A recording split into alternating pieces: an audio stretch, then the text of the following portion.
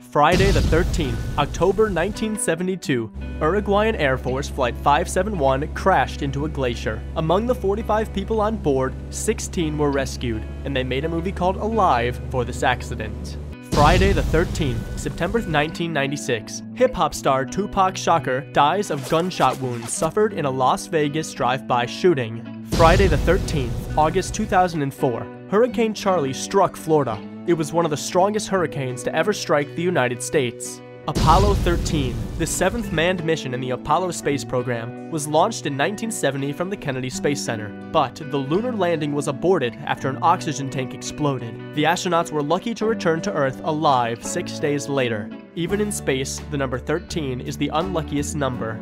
We've built office blocks and hotels with 12th and 14th floors, but no 13th. Some airlines like United, Ryanair, and Air France don't have a 13th row. So, what is Triskaidekaphobia? The fear of the number 13. The origin of this legend is not clear, but the first reference was back in the 19th century. U.S. Army Captain William Fowler founded the 13 Club in New York, a group of 13 men with an aim to prove stories false. They gathered for the first time on Friday the 13th, 1881, and their club activities included activities like breaking mirrors. In numerology, the study of the symbolism of numbers, 12 stands for completeness, and 13 is thought of as out of place. It's just an uncomfortable number. 13 isn't the unlucky number wherever you go in time and history.